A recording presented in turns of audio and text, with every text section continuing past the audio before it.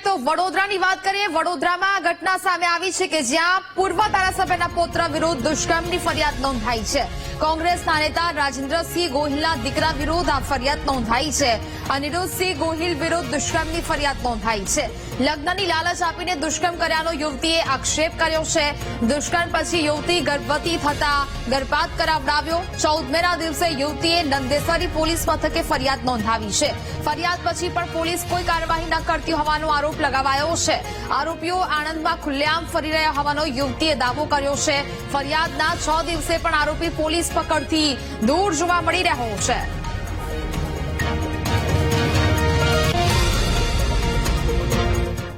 वो लोग बहुत फोर्स कर रहे थे अबॉर्शन के लिए भी, तो उसने बोला मुझे आगे हाईवे तक ड्रॉप कर दे, घर तक ड्रॉप कर दे, ऐसे कर करके मुझे हाईवे मारते पीटते लेके गया.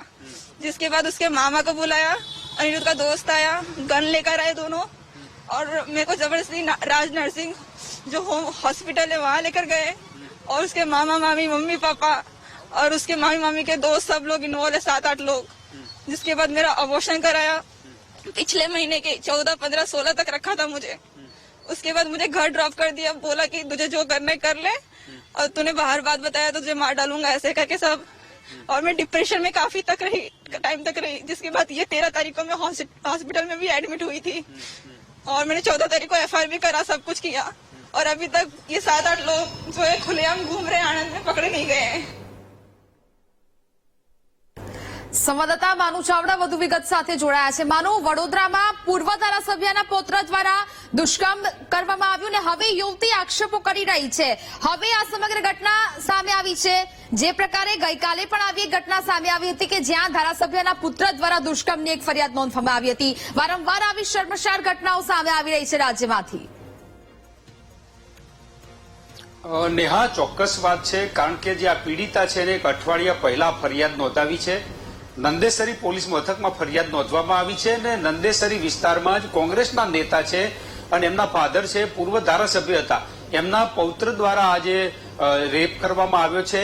પીડિતાને વિશ્વાસમાં લીધી, એની સાથે લગ્ન કરવાની લાલચ આપી, ત્યારબાદ એના ઉપર વારંવાર દુષ્કર્મ આચરવામાં આવ્યું. પીડિતા ગર્ભવતી બની હતી, આણંદ લઈ જઈ અને ગર્ભપાત પણ કરાવી દીધો.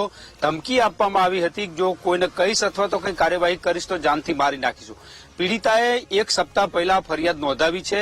હજુ સુધી આરોપીની ધરપકડ કરવામાં નથી આવી.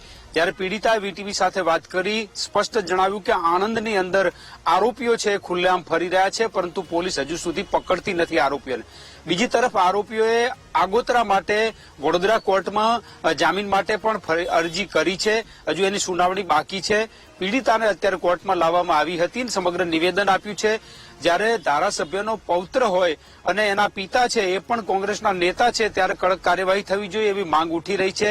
પોલીસ હજુ સુધી શું કરી રહી છે એક સવાલ ઉભો થઈ રહ્યો છે, કારણ કે પીડિતાએ એવિડન્સ આપ્યા છે, પુરાવા આપ્યા છે, પોતાની ફરિયાદ આપી છે, તેમ છતાં હજુ આરોપીને પકડવામાં નથી આવ્યા. એટલે એક પ્રકારે નેતાનો પુત્ર હોવાના કારણે પોલીસ છે એમને આગોતરા મળે એના માટેનો સમય આપી રહી હોય એવું પણ અત્યારે અહીંયા લાગી રહ્યું છે. એવા આક્ષેપ પણ થઈ રહ્યા છે. પોલીસે કડક કાર્યવાહી કરવી જોઈએ. પીડિતાને આણંદમાં લઈ જઈ અને એનો જે ગર્ભપાત કરાવવામાં આવ્યો હતો, બળજબરીથી ગર્ભપાત કરાવી અને ધમકી આપી અને એને મોકલી દેવામાં આવી હતી. સમગ્ર મામલાની ફરિયાદ દાખલ થઈ છે. હવે પીડિતા એક જ માંગ કરી રહી છે કે આરોપીઓને કડક કાર્યવાહી થાય. જી નેહા. સાથે જોડાયા તે બદલ આપનો આભાર.